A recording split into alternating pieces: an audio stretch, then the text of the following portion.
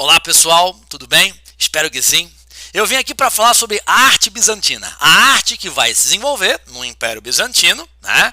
Na sua capital, Constantinopla, a mais rica cidade do mundo medieval. Mas lembrando que o Império Bizantino era, no início chamado também de Império Romano do Oriente, uma parte do antigo Império Romano. Mas para a gente entender um pouco dessa história, é preciso então voltar um pouco no tempo e refazer esse contexto histórico, tá bom? Então vamos lá. Vamos ver aí um pouco desse contexto histórico no qual se desenvolve a arte bizantina. Olha só, em 395, o Império Romano vai ser dividido após a morte do imperador Teodósio entre o Império Romano do Ocidente, com capital em Roma, e o Império Romano do Oriente, com capital em Constantinopla. Como a cidade de Constantinopla era anteriormente chamada de Bizâncio, o Império Romano do Oriente também será chamado de Império Bizantino, certo? Com capital em Constantinopla. Mas essa divisão aconteceu no momento de crise do Império Romano. E havia ali uma série de invasões acontecendo, os povos germânicos invadindo o Império Romano, mas invadindo principalmente a parte ocidental. Então Roma vai ser tomada definitivamente em 476 depois de Cristo, 80 anos aí após essa divisão, né? A parte do Império Romano do Ocidente vai deixar de existir. Nós vamos ter ali a formação de vários pequenos reinos. Alguns vão destacar em relação aos outros, reinos germânicos em grande parte, iniciando um processo de feudalização. É o feudalismo. Mas, enquanto isso acontece, a parte oriental preserva a sua estrutura imperial centralizada, com capital em Constantinopla, um intenso comércio, tá? E vai encontrar depois, inclusive, um período de expansão.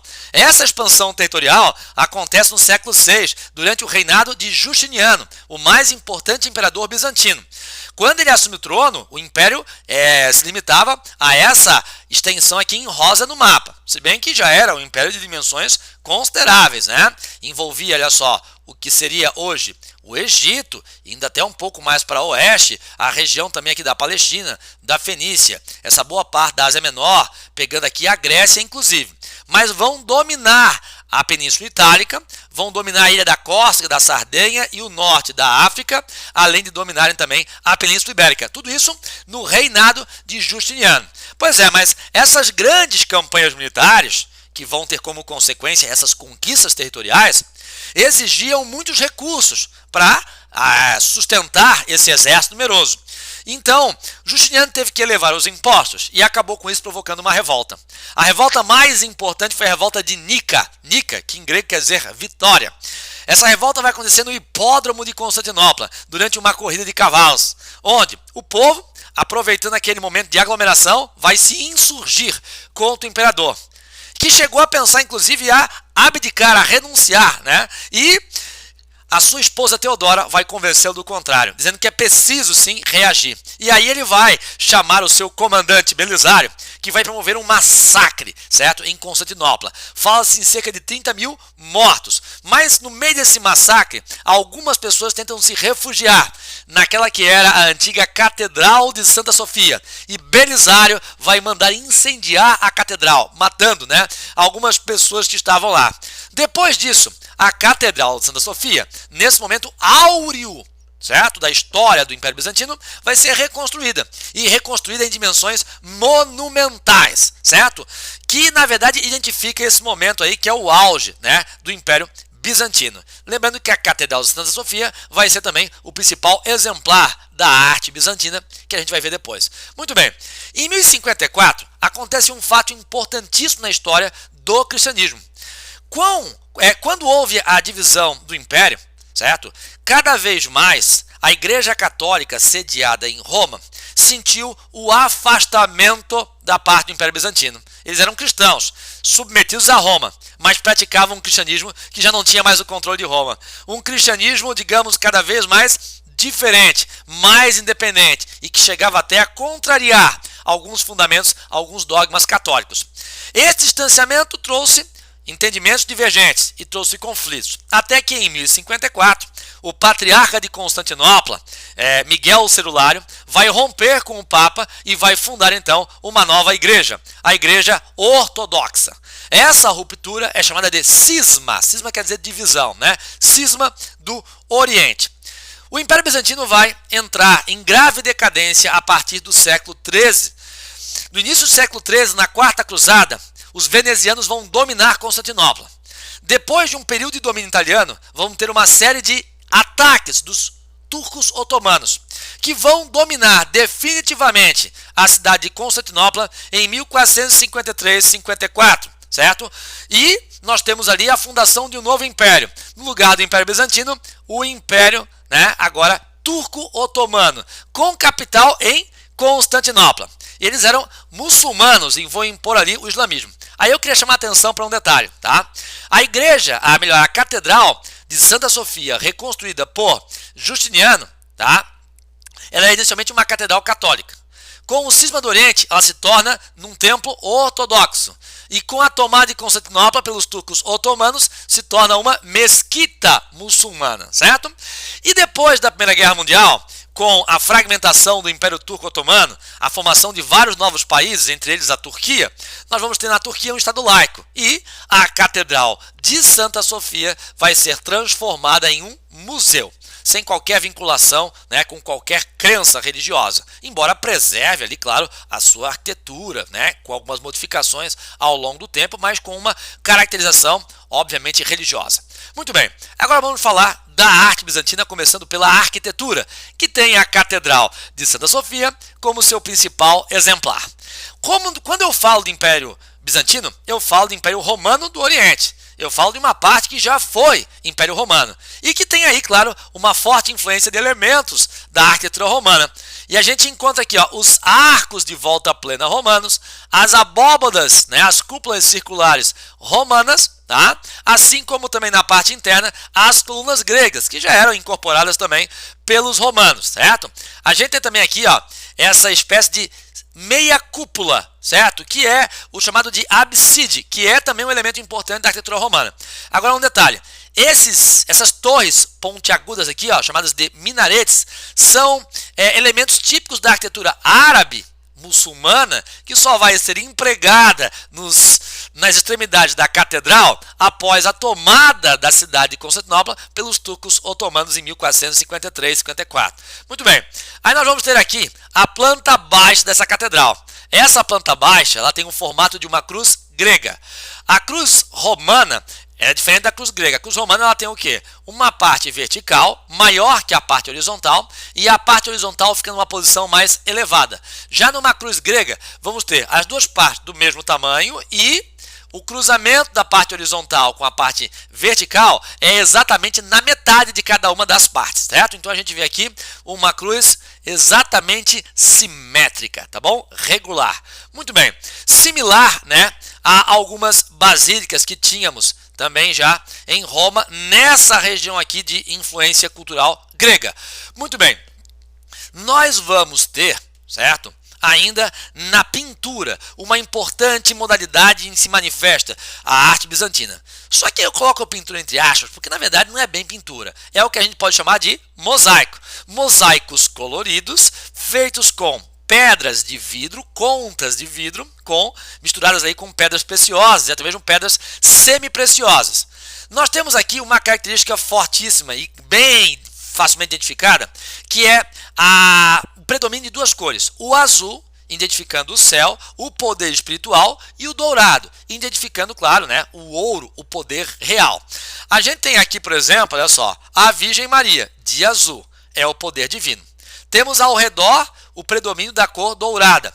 E temos essa cor dourada também predominando na representação do imperador Justiniano e da imperatriz Teodósia, certo? Aqui também tem cor azul, identificando que esse imperador tem uma origem divina. O poder que ele exerce, pelo menos, vem de Deus. E mistura-se o azul com o dourado. Sim, porque o imperador, cada vez mais afastado do catolicismo de Roma, exerce cada vez mais as funções de chefe político e religioso. O que a gente chama de césaropapismo. César, imperador, papismo, papa, ele é um chefe político e ao mesmo tempo religioso, certo? O imperador bizantino. E esse césaropapismo é identificado aqui, nos mosaicos bizantinos por conta desse predomínio das cores azul e dourado. Aqui também aparece a figura de Cristo e a figura também aqui, do Justiniano e sua esposa, a imperatriz Teodora. A gente percebe uma outra coisa que identifica também essa característica do cesaropapismo, que é o fato da cabeça dele ser circundada por um halo, que indica o quê? Santidade, um poder político e também religioso. Mas, deixa eu voltar, clicar aqui para a gente voltar, mas outra característica, o que que é? É a posição. Então, sempre numa posição frontal, a frontalidade, indicando o quê? Poder. Mas não é uma frontalidade serena, como havia nas esculturas romanas. É uma frontalidade onde há expressões um pouco emotivas, certo?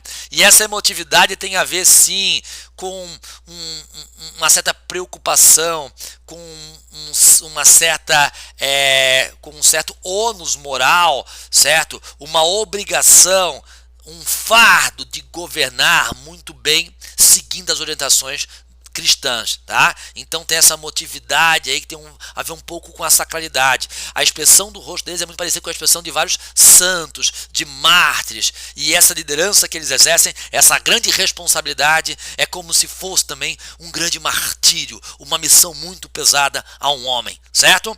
Muito bem, agora vamos ver ainda nos mosaicos uma outra característica, certo? Um grande cromatismo, uma grande mistura de cores vivas, indicando o quê? Pompo, luxo, a grandeza do poder, certo? Exercido pelo imperador bizantino, assim como também sua imperatriz, né? Teodósia. Vamos ter aí claramente também algumas imagens, como essa que aparecem, a hierarquia social, né? A figura da imperatriz, do imperador, caracterizados por esse halo que circunda a cabeça e dá a eles uma certa vinculação à vontade divina, né, à vocação divina de governar, mas eles são aqui rodeados de algumas pessoas importantes do Estado bizantino, né, e que circundam essas figuras proeminentes, como a imperatriz Teodora e o imperador, da mesma forma que os apóstolos circundam Jesus nas principais representações da Última Ceia, como a famosa Última Ceia Leonardo da Vinci, né? Então há uma hierarquia social dentro de uma representação tipicamente apostólica, tá? Muito bem, continuando agora, vamos lá.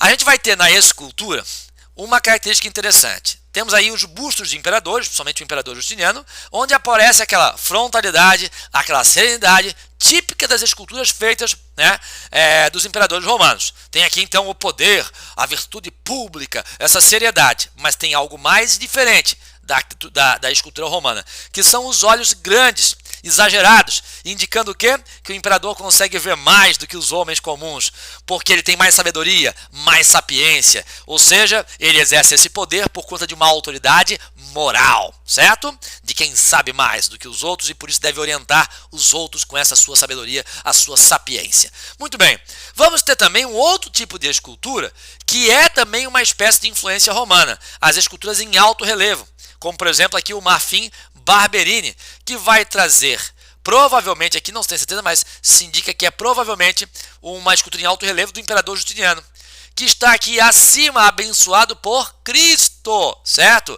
E ao lado aparece uma espécie de um anjo, o anjo entregando ali o reconhecimento por alguma vitória numa campanha militar. Então, olha só, é uma narrativa de caráter político-militar, né, fortemente influenciada pelas narrativas em estilo romano. E também aqui uma expressão do cesaropapismo, por conta de o poder justiniano ser vinculado à vontade de Cristo, né, que parece ali abençoá-lo.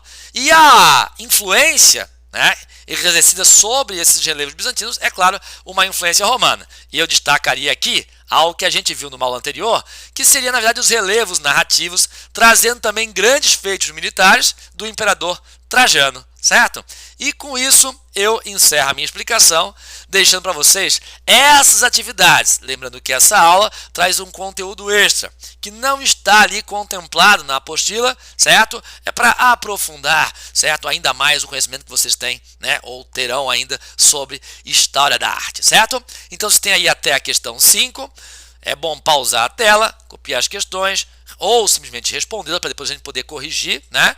E ainda tem aqui as questões 6 e 7. Eu fico por aqui desejando a vocês que fiquem bem, que passem bem, para que a gente possa se encontrar bem e o mais rapidamente possível, tá bom? Tchau, tchau.